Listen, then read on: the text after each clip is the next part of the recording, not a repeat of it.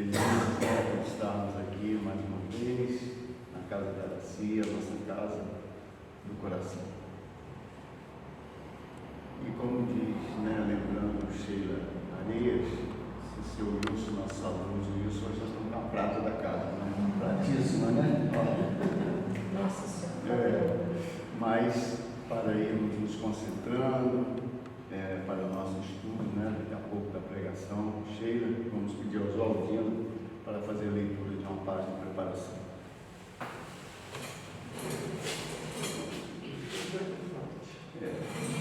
Boa noite. Do livro Sinal Verde, a leitura 37, intitulada Em Matéria Afetiva.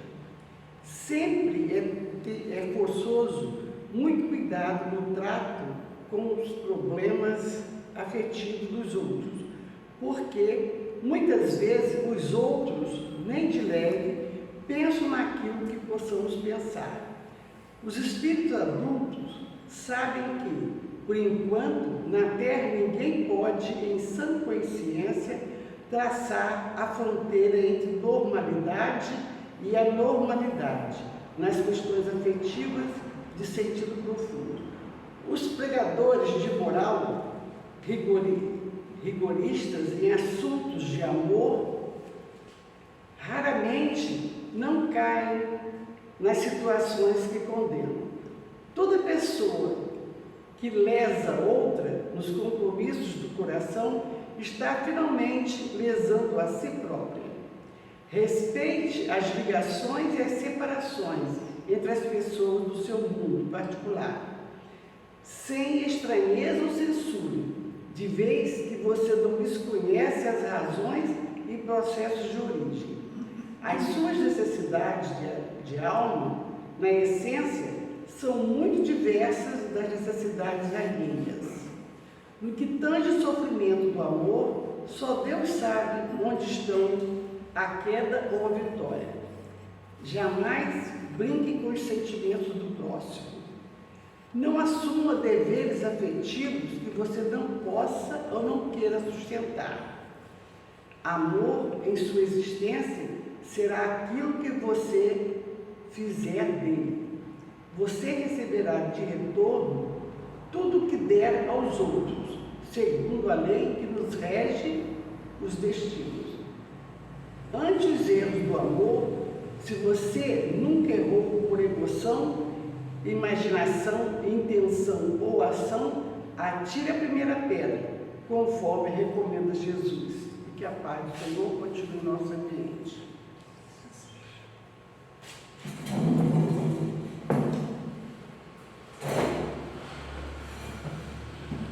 Vamos então elevar os nossos pensamentos e pedimos ao Pai toda a assistência que formos merecedores.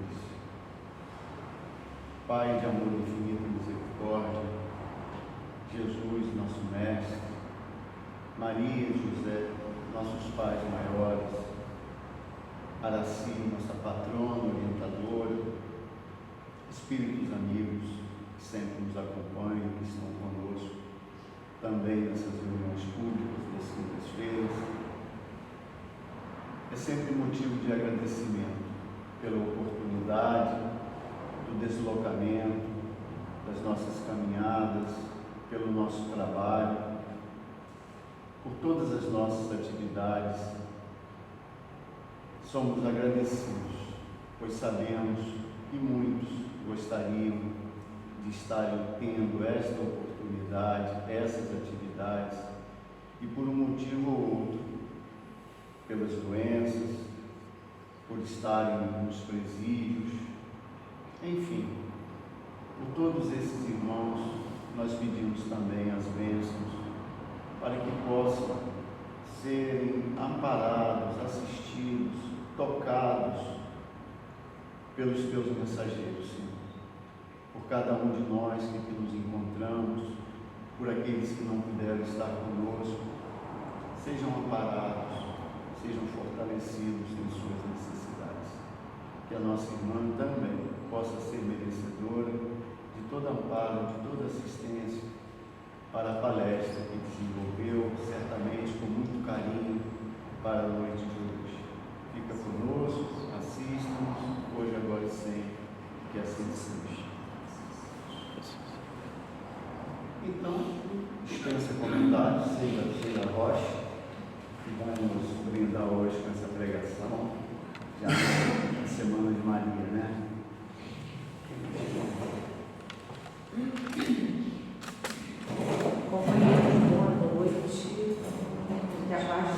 continue conosco nesse ambiente, na nossa casa de Araci, a casa que a gente está formando, como Isabel reforçou, a nossa casa de oração.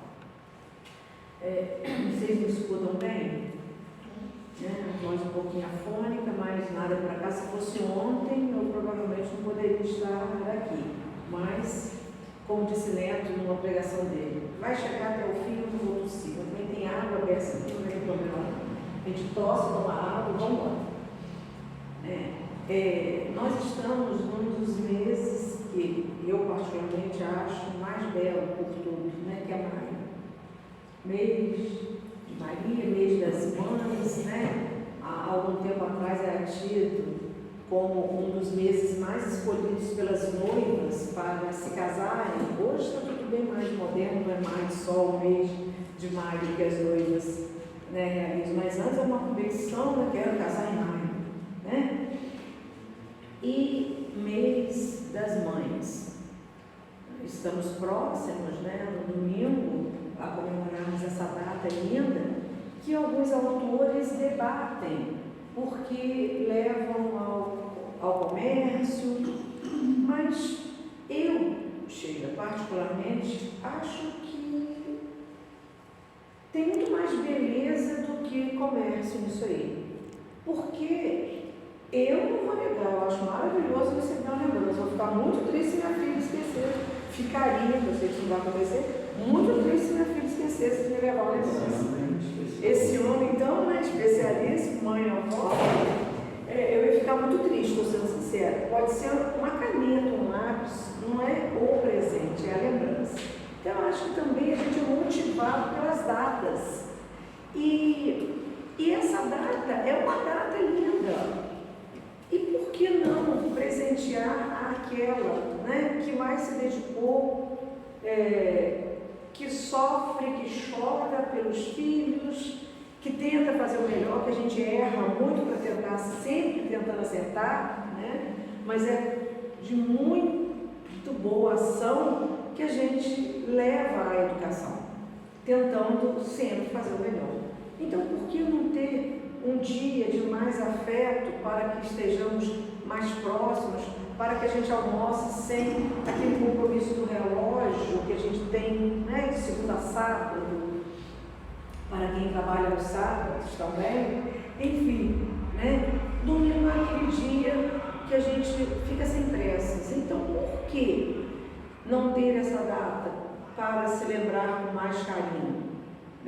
Para a gente tentar tirar esses filhos do quarto, é uma dor tão grande na atualidade. A maioria de nossas crianças e adolescentes vivendo, já tem vários textos intitulados, os filhos do quarto, e é isso que está acontecendo mesmo. Quem sabe nessa data essa mãe retira pelo menos para almoçar junto, para estar. Então são muitas propostas para a gente poder estar tendo essa grande comemoração.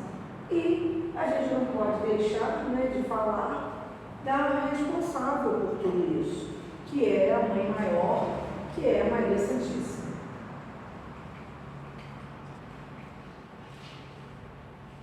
Ele prefere trabalhar ligado. Falha nós. E aí, duas imagens lindíssimas aqui. A gente vai encontrar lindas imagens de Maria, mais à frente a gente vai ver a real, foi inspiração do mais alto, mas a gente tem várias imagens. Quando a gente chega, por exemplo, numa igreja, tem várias lindas imagens de Maria lá a ser reverenciada, Aqui estão essas duas, e aí o manto, o manto sagrado, se fala muito, o manto sagrado de Maria. Muitas pessoas falam, não, estou confiante, estou segurando no manto de Maria. A gente escuta muito essa expressão, o que é muito lindo. Então, nós somos convidados a ser em profundidade e em coerência testemunhas de um Deus de amor, de misericórdia. Maria, Mãe de Deus, nossa mãe, acompanha-nos nesta viagem. Jesus aqui representando esse Deus maior, nosso irmão, nosso melhor amigo, a quem a gente também se aproxima, e a melhor forma de nos aproximarmos dele trazendo o Evangelho para junto de nós. Essa proposta a gente está fazendo aos sábados aqui, estudando profundamente o Evangelho, né? A Bíblia Sagrada. É a forma da gente trazer Jesus para os nossos dias, porque do contrário, Jesus e Maria ficam muito distantes de nós. Quando a gente tenta trazer para perto, né, e ele está nas atitudes cotidianas, fica uma coisa mais tranquila. Mais duas imagens, né, lindas aqui, porque varia, né, de pintor para pintor, claro, cada um, por isso depois a gente vai mostrar que realmente foi inspirado pelo mais alto. Então, o Meimei, com toda a sua doçura, né, porque o Meimei é doce para nos deixar os seus ensinamentos. Sobre Maria, sobre a mãe, ela diz: a invisibilidade materna. Minha mãe te defino, por mais rebusque o ABC, escrava pelo destino, rainha que ninguém vê. E aí tem várias músicas sobre a mãe, né? Que as crianças cantam na escola, e a gente vai agora não se importa isso, né? A gente vai às festas e chora, se emociona, pode cantar uma musiquinha lá de volta, né? Mas a gente chora, e a criança parece que já fica olhando para a gente, esperando a gente chorar, né? Porque é muito belo. Tanta comemoração. Mas aí vamos então a Maria, mãe de Jesus. Nós vamos verificar algumas concepções. Na concepção religiosa dominante, que é a católica, né, e a evangélica, na católica, mãe de Deus, mãe da humanidade, na protestante, a evangélica, coadjuvante na vinda do Cristo. É muito interessante essa colocação de coadjuvante, porque existem os mais radicais que, por uma falta de respeito muito intensa, até quebram, né, destroem a imagem de Maria, porque não a reconhecem como a mãe de Jesus. Né? A gente já viu isso, até que agora acho que está mais calmo, né? Mas teve uma época que estavam tão intensas essas entradas nas igrejas, a destruição e a imagem de Maria vindo ao chão sendo destruída. E aí existe a concepção histórica, a perspectiva do codificador, as narrativas escritas. Nós vamos verificar então essa situação. Aí no livro A Mulher do Evangelho, o autor está presente, né?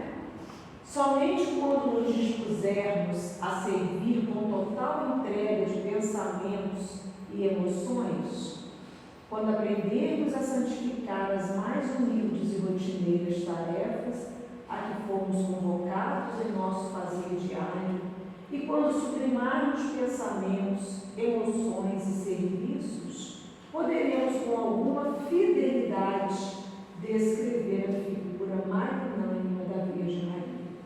Então, olha as condições que Alcione lembra para a gente, que a gente precisa para, né, conceber com fidelidade, descrever essa figura magnânima, que é de uma mulher, sim, mas de uma mulher especialíssima, né?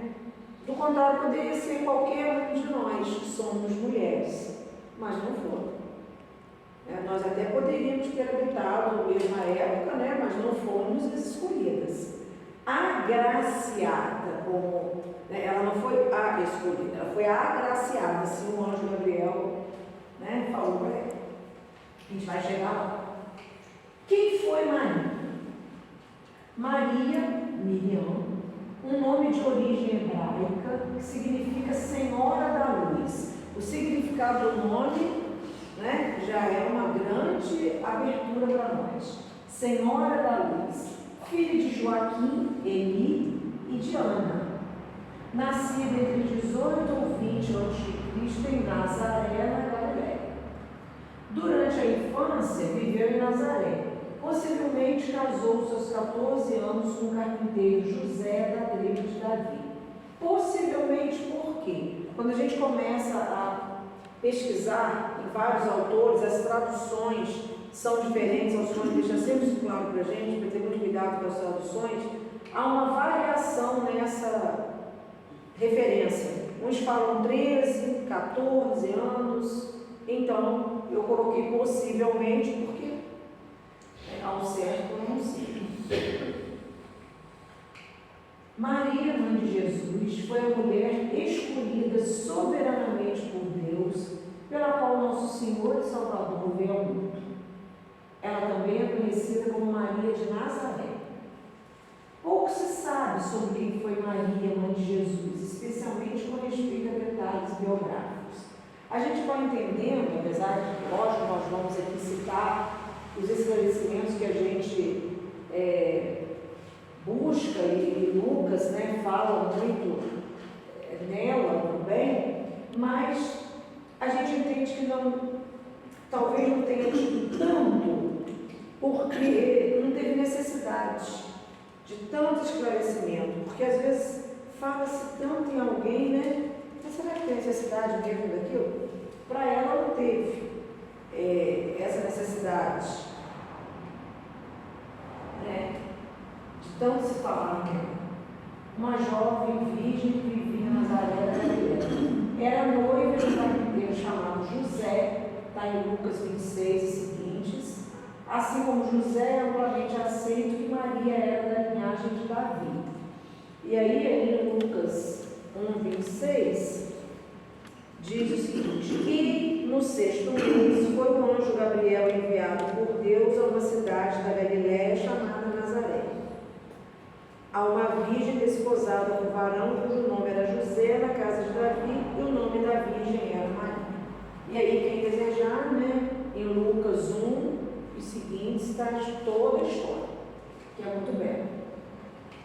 O evangelista Lucas traça a genealogia de Jesus a partir do nome de sua mãe, Maria de Nazaré, que, segundo a tradição do judaísmo, é a genitora que transmite o nome da família aos filhos, diferente da tradição ocidental, na qual o nome da família é fornecido pelo genitor. Então, isso é interessante a gente entender por quê, né? Na tradição judaica é a mãe. Na nossa tradição, tanto que a gente tem o último sobrenome, costumeiramente é do pai, né? A genealogia de Jesus, segundo o Evangelho de Mateus também, focaliza José, descendente do rei Davi, ao considerar a antiga profecia de que o Messias viria da linhagem dessa tribo israelense. Então, um pouquinho só da história para a gente poder... né? A história de Maria, conforme narrada nos Evangelhos, já é suficiente para entendermos a importância dessa mulher. Maria era uma jovem virgem que vivia em Nazaré da Galileia. Mãe de Jesus, deve ser distinguida de outras mulheres que são citadas no Novo Testamento com esse mesmo nome, porque a gente precisa, são várias Marias no Evangelho, mas são Marias diferentes, e a gente não pode fazer, né, a confusão, porque então quais as Marias que mais aparecem? A mãe de João, Marcos, está em Atos 12:12, Maria de Betânia. Era muito comum, né? Maria não sei da onde, fulano desse clã. E a gente vê, isso é muito nos antigos, né? Fulana de fulano, é o marido. Fulana de fulano, né? Ou Maria de Betânia, o local. Está em Lucas, está em João, a mãe de Tiago, José e Maria de Madalena. São as Marias mais citadas no Evangelho. Porém, são todas essas diferentes da nossa Maria. Maria é mencionada nas passagens bíblicas que fazem referência à infância e juventude de Jesus, nessas citações todas aqui.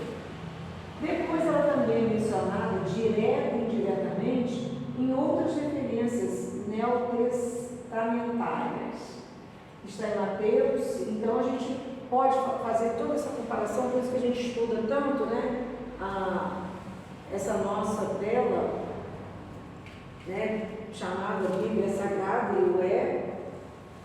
Então, em todas essas citações aí, a gente vai poder encontrar para estudar quem desejar. Mas então vamos ver como é que foi a infância de Maria. Saíram então seus pais, cheios de admiração, louvando ao Senhor Deus, porque a menina não havia olhado para trás. E Maria permaneceu no templo como uma pombinha, recebendo alimento pelas mãos de um anjo. Está no Evangelho de Tiago, 8:1. Então, já era uma criança também preparada para tal. Ela não era uma criança comum. Ela estava no templo sendo também preparada, né? Aí, ó, esse é o retrato dela.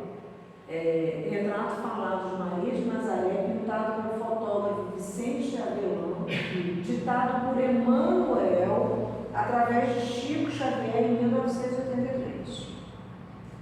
Como ela é conhecida em suas visitas às esferas espirituais mais profundas e perturbadas da crosta. Exemplo, a Legião dos Servos de Maria, instituição de amparo aos suicidas, que está descrito no livro Memórias dos Suicidas. Inclusive, no nosso estudo, né, que a gente faz lá na Casa de Alcione, aos domingos, o nome do grupo é Cenáculo de Maria. Aqui é a capa de um dos livros que a gente, né, estuda também, né? E aqui, assim é tido, é o retrato mais real, né? Foi realmente pintado, editado através de Chico, por Emmanuel. No Evangelho, a gente encontra um silêncio textual sobre Maria. A possibilidade disso, mulher em época que no plano jurídico ocupava a base da pirâmide social junto com crianças, mendigos, prostitutas e escravos. Vamos pensar um pouquinho nisso. Nós sabemos o quanto nós, mulheres, caminhamos para chegarmos até aqui, né? A época, juridicamente falando, a mulher não existia. Ela era esposa de alguém, tinha a tarefa de cuidar da casa, de ter, né, o seu marido e seus filhos, e acabou. Pronto. Olha aqui, pirâmide social nós nos encontrávamos. Com as crianças, os mendigos, as prostitutas e os escravos. Lembrando que aqui, né, não havia respeito, como a gente respeita hoje a qualquer orientação sexual, ou devemos respeitar pelo menos, né? Mas não era isso. Prostituta, longe, escravo, longe, mendigo, longe. E criança ninguém dava ideia, porque a criança não podia nem falar, não podia opinar, né? Hoje os pequenininhos já dizem, eu quero, eu não quero, mas aqui não podia abrir a boca. Olha onde nós estávamos. Então, mais duas imagens belíssimas aqui na tela. Nazaré. É interessante que a cidade de Nazaré não é mencionada uma única vez no Antigo Testamento, de modo que aquele pequeno vilarejo era visto até mesmo com desdém por alguns. Então, olha como Jesus até, né, nisso, quer dizer, o plano lá de cima foi tão abençoado, escolhendo um local sem representatividade nenhuma. Ou seja, hoje a gente falaria numa grande metrópole, São Paulo, ou as grandes cidades do Sul, ou o Rio de Janeiro, não. Foi nascer num vilarejo aqui, lá em, sei lá onde, é um vilarejozinho, pequenino. Nos planos soberanos de Deus, havia ali uma virgem a qual traria ao mundo a concretização da promessa da encarnação do Salvador. Então eles criam pequeno vilarejo, para não ter grande representatividade mesmo. Aí a gente já começa a pensar na importância, né, da simplicidade, da mensagem que viria depois com este nascimento. A escolha, então, da genitora do Mestre. Eu tirei do livro Religião dos Espíritos, né, através de Chico. Como é que foi essa escolha? Buscando alguém no mundo para exercer a necessária tutela sobre a vida preciosa do embaixador divino, o supremo poder do universo, não hesitou em recorrer à abnegada mulher, escondida no lar apagado e simples. Humilde, ocultava a experiência dos sábios. Frágil como um lírio, trazia consigo a resistência dos diamantes. Pobre entre os pobres, carregava na própria virtude os tesouros incorruptíveis do coração. E desvalidada entre os homens, era grande e prestigiosa perante Deus. Eu achei, quer dizer, o capítulo todo é muito lindo, mas como que se conseguiu fazer também a analogia? Né? Parecem coisas contraditórias, muito frágil como um lírio, mas resistente como um diamante. Olha a comparação, é um propósito comparativo muito lindo e muito profundo, né? Pobre entre os povos, carregava na própria virtude os tesouros incorruptíveis do coração. Então ela não tinha tesouros na terra, porque o Evangelho da Igreja nos diz para que isso, né? Porque as traças e a ferrugem irão corroer, mas ela tinha tesouros incorruptíveis no coração. Eu acho isso belíssima, essa citação. Aí vamos chegar à concepção, né? Gabriel, o anjo Gabriel, lhe explicou que sua concepção resultaria de uma ação divina e não humana. Portanto, o próprio Espírito Santo produziria em seu ventre esse milagre extraordinário. Está em Lucas 1, 35 e 37. Rapidamente. 34. Disse Maria ao anjo: como se fará isto, visto que não conheço um varão? E respondendo, o anjo Gabriel disse: descerá sobre ti o Espírito Santo, e a virtude do Altíssimo te cobrirá com a sua sombra, pelo que também o santo que te há de nascer será chamado Filho de Deus. E aí vamos até o 38 para completar. E eis que também Isabel, tua prima, concebeu um filho em sua velhice, este o 6º mês para aquela chamada estéril, porque para Deus nada é impossível. A Isabel, a prima dela, concebeu também. Disse então Maria: eis aqui a serva do Senhor, cumpra-se em mim segundo a tua palavra. E o anjo ausentou-se dela. É o versículo 38. É belíssima. Eis aqui a serva do Senhor. É muita entrega para uma mulher que era tida como frágil, mas também disse que ela era forte como um diamante, né? Aqui é total entrega. Eis a serva do Senhor. No período que ficou grávida, Maria já estava desposada legalmente com José. O casal estava aguardando apenas a festa de núpcias e o início da vida em comum.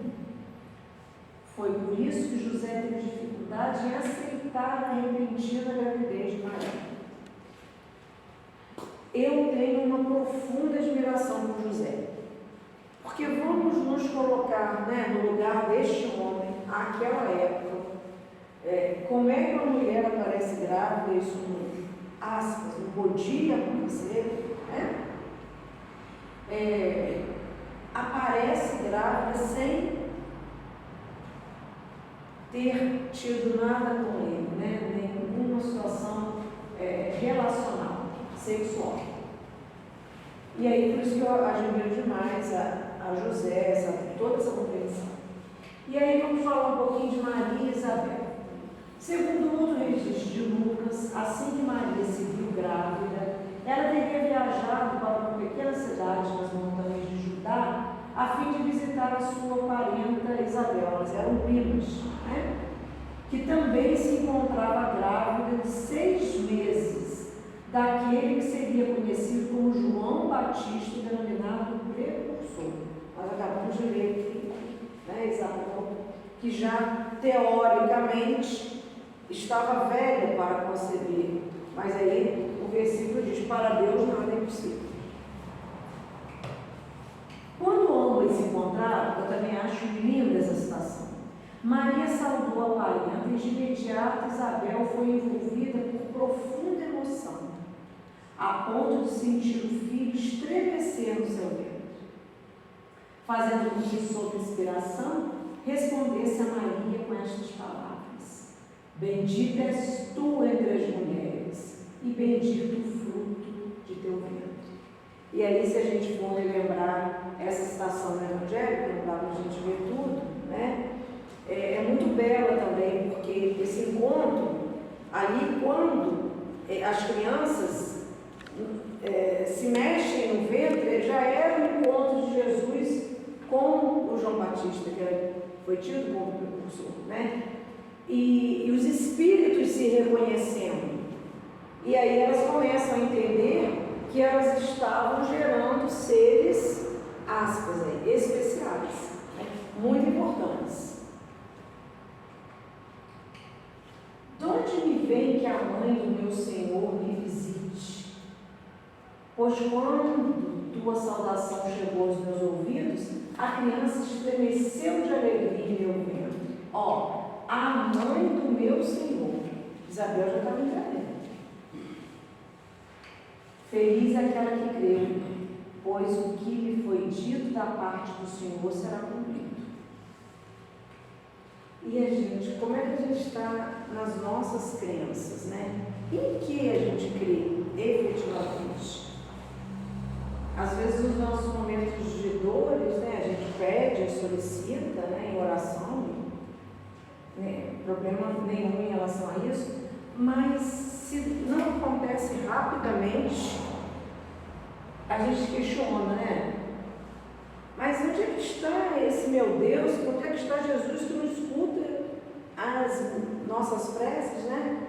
E ao Senhor sempre lembra da gente nos estudos, que Chico sempre esclareceu, quando a gente pronuncia o nome Jesus, que Ele nos reconhece pelo nome. Então a gente realmente tem que aprender a esperar. Pediu, entrega. Porque nem sempre o que a gente pede é o melhor. Eu demorei a entender isso. Nem sempre o que a gente pede é o melhor. O que a gente acha que a gente está pedindo é o melhor para a gente. A gente só vai entender isso quando a coisa é realizada de uma outra forma. Seja que for algo material, ou algo na família, ou seja o que for. Né? Eu tive uma experiência que resume isso. Na minha família, 2 pessoas ficaram muito amadas, ficaram sem se falar por quase 20 anos. E eu só podia orar. E pedir, e pedir, e pedir. Até que chegou um momento que eu falei: gente, não é possível. Quantos anos a mais? Eu fui contar quantos anos tinha acontecido, já em torno de 20. Até que, quando eu acho que eu parei de pensar naquilo, a coisa aconteceu de um modo tão natural que incrível. Vamos pensar um pouquinho ainda, vamos voltar um pouquinho só para o tempo, na fita de vídeo, que a gente dava pausa. A gente não dá hoje pausa, né? A fita de vídeo é muito, mas eu, de propósito, eu quero ir lá. A gente hoje dá pausa, sim, sai, vai fazer um pipi, vai pegar uma água e volta para ver o filme que a gente está. Mas na fita era tão engraçado que a gente tinha que voltar, né? Não tinha isso? A gente pausava, mas depois a gente tinha que voltar, porque caía o sinal. E a gente voltava, né? Rebobinar, né? O tempo. E nessa de rebobinar a fita, eu entendi que o tempo era meu. E parece que eles pararam naquele tempo. No dia que eles se reencontraram, eles foram lá atrás e recomeçaram a nova trajetória. Aí eu fui entender: o tempo não é nosso. Para nada, não é. Os preparativos para a vinda do Cristo.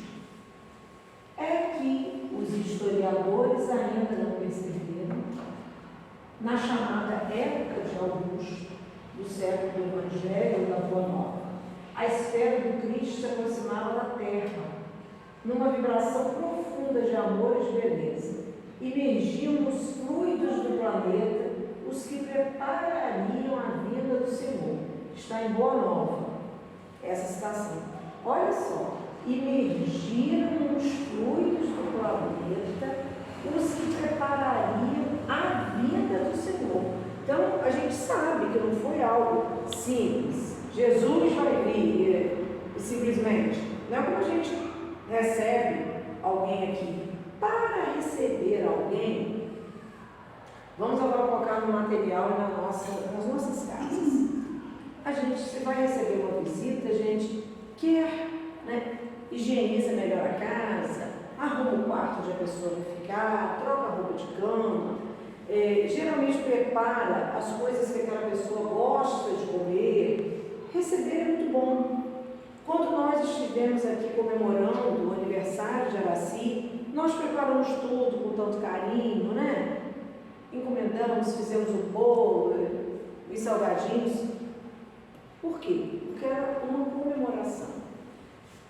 Tem que ter preparação. E para a vinda do Cristo não foi diferente. Imaginemos, né? A preparação para um espírito como o dele. Imaculada Conceição. Ao escrever o seu Evangelho, Mateus compreendeu a inspiração que lhe vinha do alto, de que um espírito virginal tinha sido escolhido para vir a ser mãe do Mestre. Um espírito virginal é aquele que, através de sucessivas e incontáveis reencarnações, torna-se isento de máculas da matéria. Também é do Evangelho dos Unidos, diz aqui Bonatti. Isento de máculas da matéria.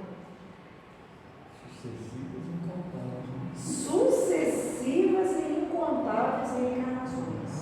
Né, meu Deus, quando você precisar chegar para falar, mas vamos lá. Chegamos então à Anunciação. Nós sabemos, né, que foi o anjo Gabriel. E quando se deu, está em Lucas 1, de 28 a 38, um pouquinho já li para vocês. Que a paz esteja com você, Maria. Essa frase é tão linda. Jesus chegou à terra louvando a paz e saiu louvando a paz. Né? Então, o anjo chega para Maria para a Anunciação também trazendo a paz. Que a paz esteja com você, Maria. Você é muito abençoada. O Senhor está com você. Então o anjo continuou: não tenha medo, Maria. Deus está contente com você. Você ficará grávida, dará à luz a um filho e porá nele o nome de Jesus. Ele será um grande homem e será chamado Filho do Deus Altíssimo. E aí ela responde, né? Eu sou uma serva de Deus, que aconteça comigo o que o Senhor acabou de me dizer. Eu acho uma citação assim, né? É belíssima, nossa, é emocionante. E aí agora a gente vai falar um pouquinho da concepção virginal. Essa explicação está na Gênesis, no capítulo 13, no item 15. Não sendo necessários os milagres para a glorificação de Deus, nada no universo se produz fora do âmbito das leis gerais. Deus não faz milagres, porque sendo como são perfeitas as suas leis, não lhe é necessário milagres. Então, quando a gente tem muita dúvida, né, a respeito, mas como isso pode se conceder? Foi um milagre, e lá na Gênesis tem essa explicação. Não foi um milagre, né? Porque como a lei de Deus é perfeita, quer dizer, nós vimos lá atrás o quanto foi programado. Não foi algo que aconteceu, vai ser amanhã, vai ser hoje. Não. Se houve programação, não foi um milagre, foi algo bem elaborado. A estada de Jesus na Terra apresenta dois períodos, o que precedeu e e o que seguiu a sua morte. No primeiro, desde o momento da concepção até o nascimento, tudo se passa em relação à sua mãe, com as condições normais de vida, também nas vidas. Então, ou seja, olha o planejamento. Não foi algo, é a mãe, não. Não, a mãe gerou a criança naturalmente como toda outra mãe. A diferença é quem era essa mãe e quem ela estava gerando. Né? Essa é a diferença. E aí, no Evangelho dos Humildes, Eliseu Limonati diz para a gente assim: a vida de Jesus ao nosso plano operou-se pelos meios absolutamente comuns a todos nós. Precisou do concurso de dois entes que se amavam, do amparo de José e da ternura de Maria. Então, ele está querendo dizer que não foi nada especial nesse sentido, né? De dois seres que se amavam, do amparo de José, porque sem o amparo e a compreensão de José também nada teria acontecido. A figura de José é de alta relevância em toda essa história, até a compreensão para o ato em si, o que ele teve que assumir, né? Imaginemos hoje seria um pouco mais fácil ter a cabeça, né, de alguns que é mais até. E aí outra imagem linda, né? Essa imagem foi do filme. Essa também. Aí agora a gente vai andar um pouquinho para chegar à educação de Jesus.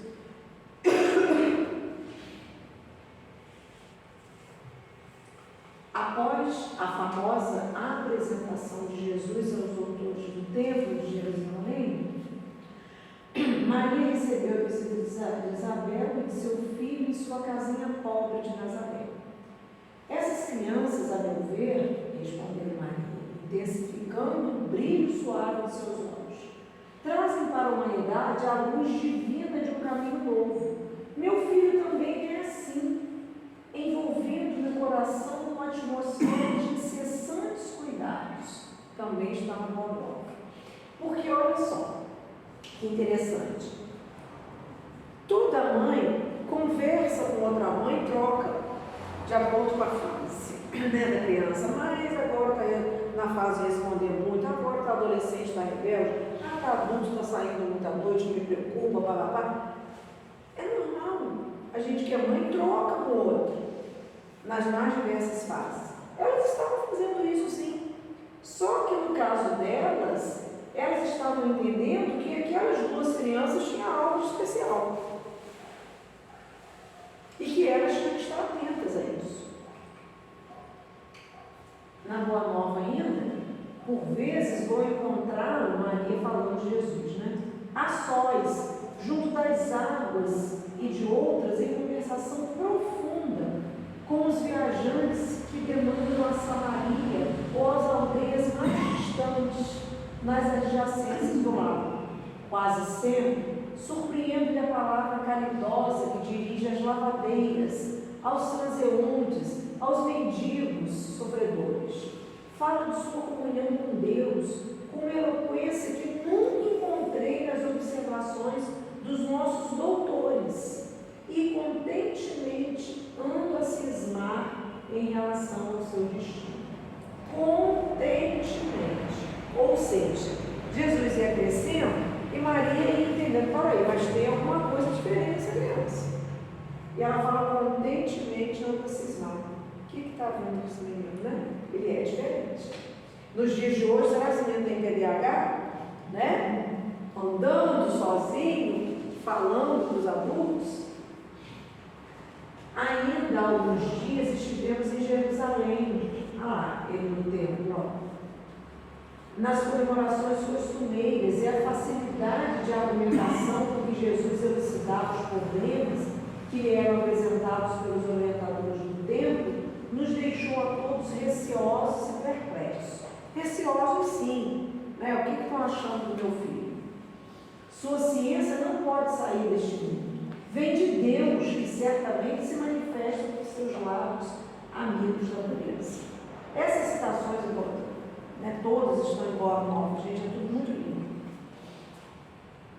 Aí aquele já maiorzinho, conversei com José, do pequeno, preocupada com seu preparo conveniente para a vida, conveniente. No dia que se seguiu, Jesus me interpelou: Mãe, que queres tu de mim? Não tenho testemunhado a minha comunhão com o Pai que está no céu.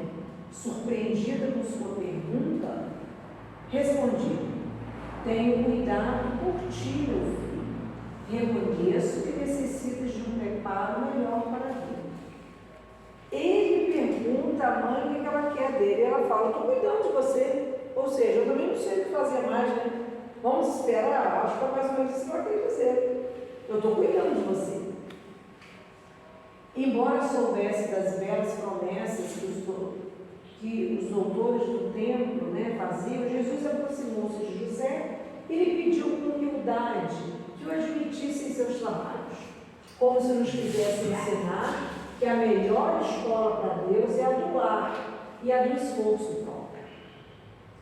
Ele aperfeiçoou as madeiras da oficina, enchendo a casa de ânimo com sua doce alegria. Então, como era de praxe à época que os meninos aprendessem uma profissão, né, a profissão do pai, Jesus também foi seguir. Aí chegamos então aqui a crucificação, né, essa imagem também tão bela. Junto da cruz, o vulto agoniado de Maria produzia dolorosa e indelével impressão. Seu coração rebentava em tempestades de lágrimas irreprimíveis. Contudo, no santuário da consciência repetia sua afirmação de sincera humildade: faça-se na escrava a vontade do Senhor. Mais uma vez ela relata: eu tive que dar um pulo, né? Porque não pode, não dá tempo de falar de tudo em detalhes. Após a crucificação, ela atendia no pobre santuário doméstico aos que a procuravam, exibindo suas úlceras necessidades. Maria, né? Sua choupana era então conhecida pelo nome de Casa da Santíssima. O fato tivera origem, em certa ocasião, quando o miserável leproso, depois de aliviado em suas chagas, lhes curou as mãos reconhecidamente, murmurando: Senhora, sois a mãe de nosso Mestre e nossa Mãe Santíssima. Minha mãe dizia, um dos mais aflitos: como poderei vencer as minhas dificuldades? Sinto-me abandonado na estrada escura da vida. Maria lhe enviava o olhar amoroso de sua bondade, deixando nele transparecer toda a dedicação enternecida de seu espírito maternal. E diz para ele: isso também passa. A frase de Chico, né? Eu adoro essa frase. Dizia ela carinhosamente: só o reino de Deus é bastante forte para nunca passar de nossas almas, como eterna realização de amor celestial. O retorno à paz espiritual. Enlevada nas suas meditações, Maria viu aproximar-se o vulto de um pedinte. Minha mãe, exclamou o recém-chegado, como tantos outros que recorriam ao seu carinho, venho fazer-te companhia e receber a tua bênção. O peregrino lhe falou do céu, confortando-a delicadamente. Que mendigo seria aquele que lhe acalmava as dores secretas da alma saudosa, com bálsamos tão consolosos. Foi quando o hóspede Amon lhe estendeu as mãos generosas e lhe falou com profundo acento de amor: minha mãe, venha aos meus braços. É muito emocionante, né, gente? Nesse instante, gritou as mãos nobres que lhe ofereciam um gesto de mais bela ternura. Tomada de emoção profunda, viu nelas duas chagas, como as que seu filho revelava na cruz. E bradou com infinita alegria: meu filho, as úlceras que te fizeram. num ímpeto de amor, fez um movimento para se ajoelhar. Queria abraçar-se aos pés do seu Jesus e osculá-lo com ternura. Ele, porém, levantando-a, cercado de um halo de luz celestial, se lhe ajoelhou aos seus pés e, beijando-lhe as mãos, disse em carinhoso transporte: sim, minha mãe, sou eu. Venho buscar-te, pois meu Pai quer que sejas no meu reino a rainha dos anjos. Mais algumas imagens. Maria, santa é o seu nome e sua presença nos abençoa diariamente com seu manto de amor. Na igreja a gente verifica muito essa imagem, né? Aqui a imagem do túmulo de Maria.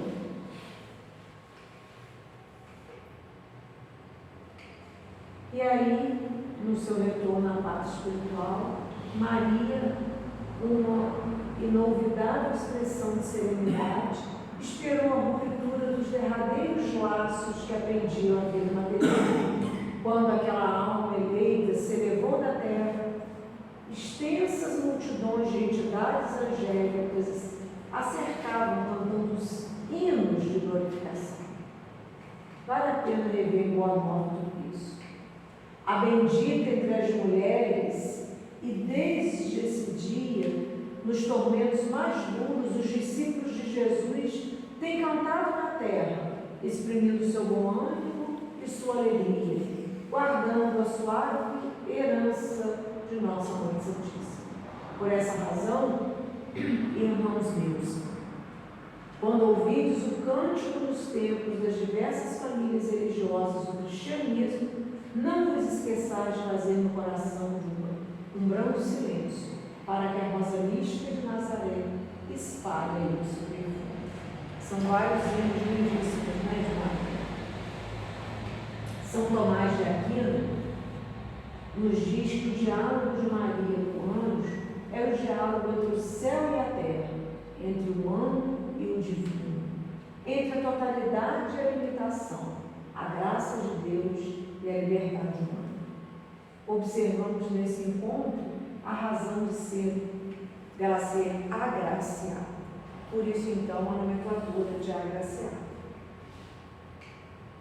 E aí a gente lembra de alguns episódios, né, na Anunciação, a retidão, né, o caráter dela, quando ela recebeu a notícia.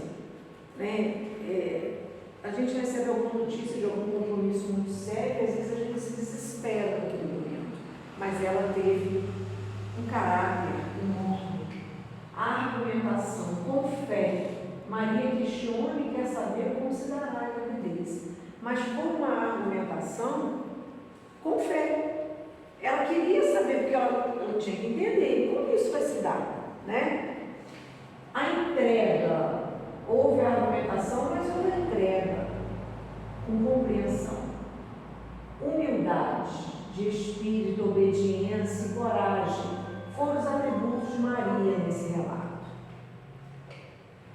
Lições retiradas, aproveitamento do tempo, né? Ela era jovem e começou cedo a vida, como Jesus também começa aos 12 anos do tempo.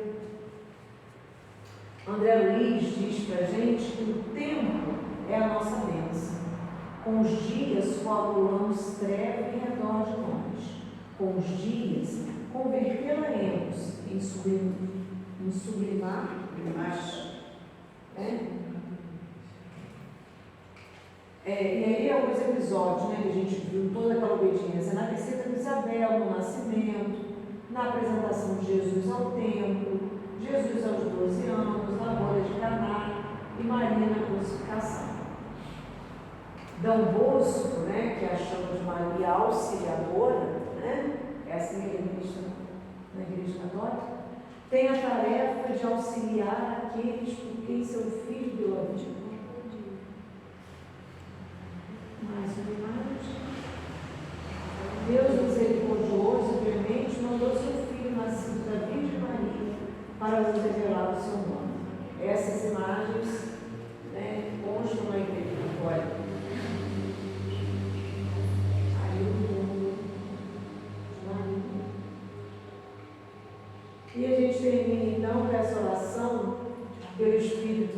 cantor São Paulo. Anjo dos bons e mãe dos pecadores, enquanto ruge o mal, Senhora, enquanto reina a sombra da angústia, abre o teu manto, que agasalha e consola as nossas dores. Nos caminhos do mundo, a treva e pranto, no infortúnio dos homens sofredores, volve a terra ferida de amargores, o teu olhar imaculado e santo.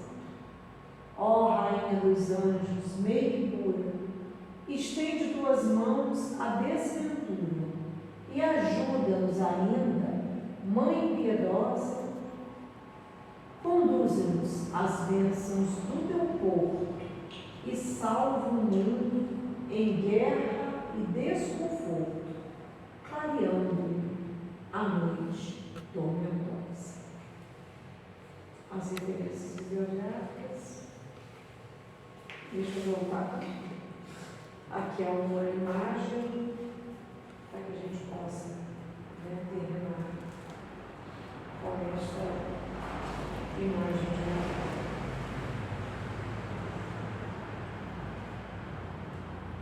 que ela nos abençoe hoje e agora.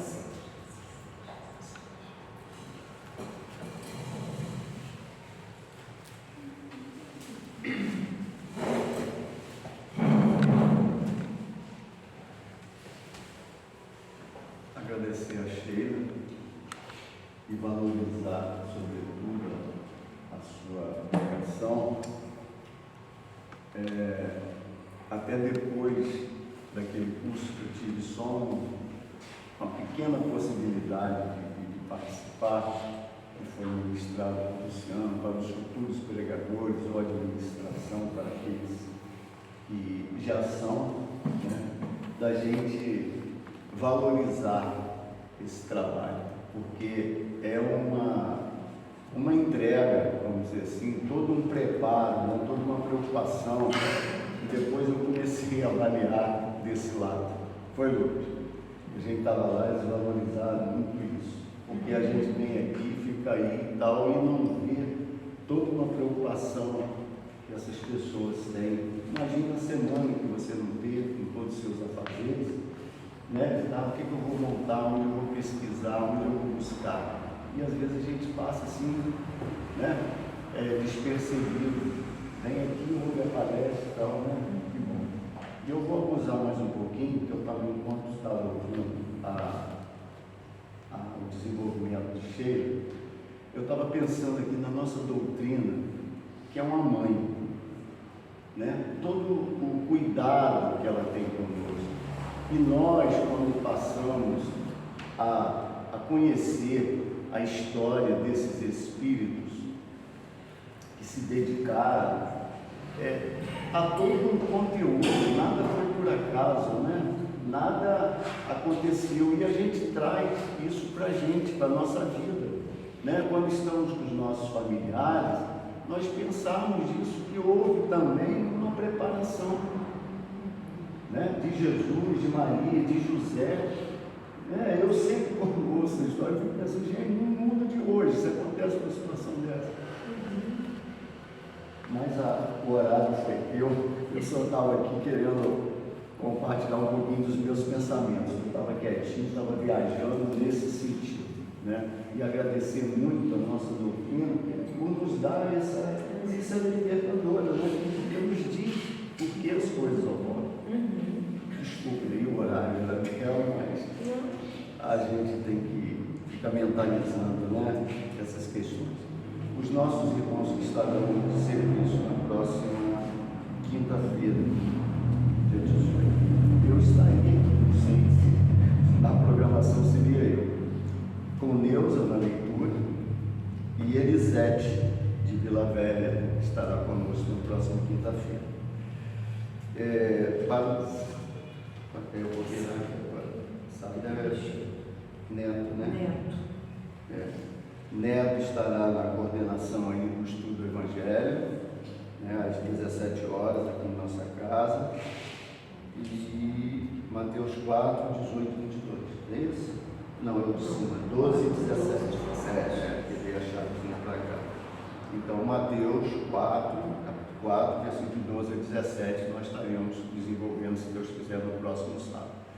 Vou conversar com o outro Lucas, o nosso Lucas aqui, que ele deu um recadinho aí sobre os jovens, né? Sobre a mocidade, sobre o evento aí. Boa noite.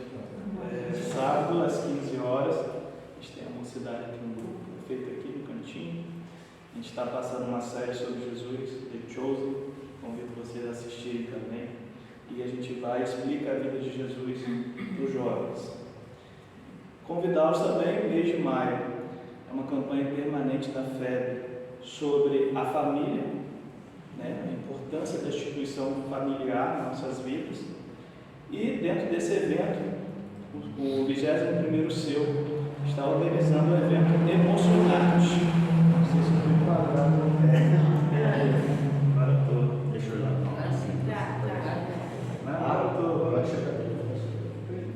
O evento Emocionante, número 2. Ano passado a gente teve, no final do ano, o Emocionante 1, que lida a tratar as emoções.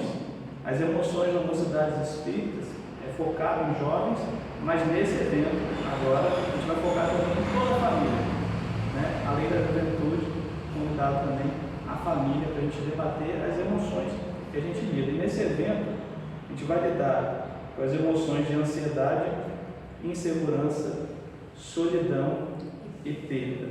São emoções escolhidas pelos jovens. A gente fez uma pesquisa entre os jovens espíritas. Eles escolheram essas 4 emoções. Vai ocorrer dia 4 de junho, no domingo, 4 de junho, no domingo, às 8h30 da manhã, no sítio Bela Vista, que é o sítio do Paulo Feijó, né? Falecido Paulo Feijó, a caminho de São Silvestre. E a adesão é R$30, tá? Para ajudar com o custo do sítio. Vai ter transporte, a gente vai sair, vai fazer a concentração na Cidade da Criança. Tudo envolvendo jovens e família, tá? Então eu convido vocês a se inscreverem.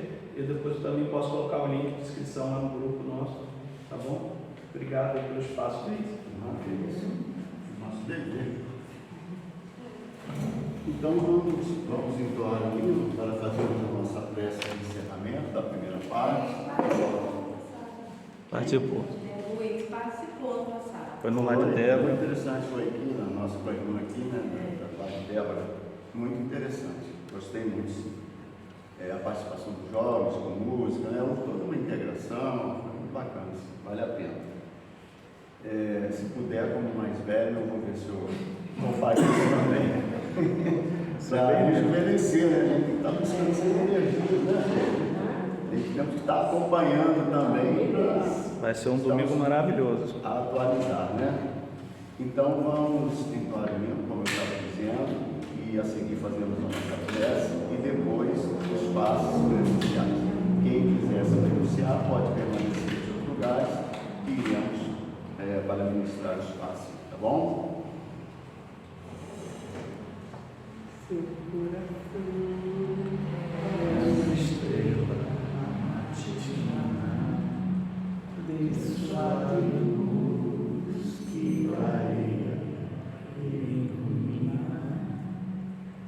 Olhe para dentro de você, descubra o brilho do amor, acenda sua candeia e faz nascer uma nova manhã, e faz nascer uma nova manhã.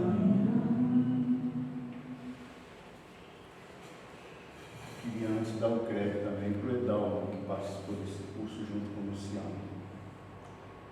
Vamos então elevar os nossos pensamentos em agradecimento. Deus, nosso Pai, de amor infinito e misericórdia. Jesus, nosso irmão, nosso amigo, espíritos amigos que estão conosco, a nossa querida patrona, Araci, Estamos agradecendo por mais esta quinta-feira, pelas reflexões, pois nesse momento estamos aqui caminhando por essa linda história, esses exemplos maravilhosos que o Mestre Jesus, sua mãe, seu pai nos deixaram, vai nos fortalecendo para que gradativamente, não com a velocidade que eles tiveram, mas nós temos que ter a nossa humildade de que para frente, para o alto, com passos lentos, mas constantes, aprendendo, recordando a cada quinta-feira que viemos, esses ensinamentos, sabermos que é possível, que um dia o nosso destino vai ser esse. Quanto mais acelerarmos, melhor para cada um de nós. Que a tua paz e o teu amor fique sempre conosco, conforme já falamos em nossa prece inicial, aqueles irmãos mais necessitados, nos hospitais, nos abrigos, ao relento, em seus domicílios, enfermos, possam ser também amparados e assistidos. Fica conosco, Senhor, hoje, agora e sempre. Assim seja.